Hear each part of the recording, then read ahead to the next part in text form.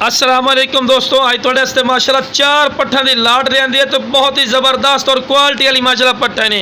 Video जरा and तक विख्या कि तुहानूं अच्छी तरह इन्फॉर्मेशन देवांगे। तो शुरू जानवर नूं चारा वगैरह खवा के विखा रहे हैं कि फिर तुहानूं पता लगे कि माशाल्लाह सेहतमंद हैं और एक्टिव हैं। तो लो जनाब पहले नंबर पर पट्ठ आ गए ने माशाल्लाह डबल हड्डी दे विच ने और क्वालिटी वाली माशाल्लाह तोता फेस और कन्ना दे माशाल्लाह लंबाई चेक कर सकते कम से कम 13-14 इंच माशाल्लाह कान लंबे सू और दोम बिल्कुल तीर वाली कार सीधी और माशाल्लाह क्वालिटी वाली पार्टी ने।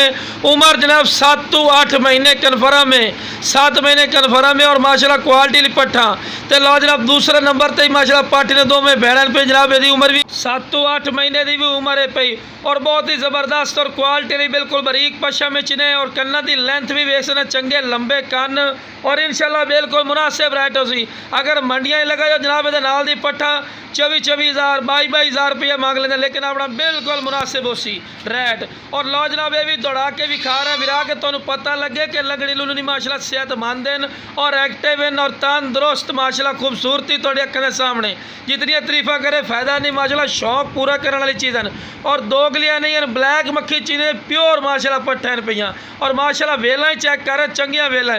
तो लो जनाब माशाल्लाह खूबसूरती इंतहा जनाब ब्लैक बीतल फुल ब्लैक के दुध आलू माशाल्लाह ये प्लस क्वालिटी की माशाल्लाह पट्ठा बनती ने। उम्र जनाब 7 महीने और माशाल्लाह चंगे हाइट कादे च बंदे नूं नाल खड़ा करने का मकसद होता है कि थोड़ा तुहानूं पता भी होना चाहिए भी कितने के हाइट कादे चे और बिल्कुल बरीक पशा में ने दोम को बिल्कुल सीधी और कन्ना की लेंथ भी तुहाडे अक्खां सामने चंगे लंबे कान और वाइट अख दे विच और चंगे नकौड़े झालर तो जनाब चारा वगैरह खा रही है बहुत ही ज़बरदस्त और क्वालिटी वाली। तो लो जनाब एंड ते आ गई 10 महीना की माशाल्लाह पाठी ने चंगे कबाड़े माशाल्लाह चंगे हाइट कादे चे और जनाब बिल्कुल मुनासिब राइट हो सी जड़ा भाई काल कर सी और माशाल्लाह चीज़ा चेक कर रहे पैर इन्होंने बनने ने समझ तो थोड़ा कितना मुश्किल हो रही इन्हों क्योंकि तुहानूं वीडियो बना के विखावनी दे विरा। तो लो जनाब हर वीडियो के तुहानूं चारा जानवर नूं खवा के विखाने कि विरा तुहानूं पता लगे कि सेहतमंद हैं और एक्टिव हैं।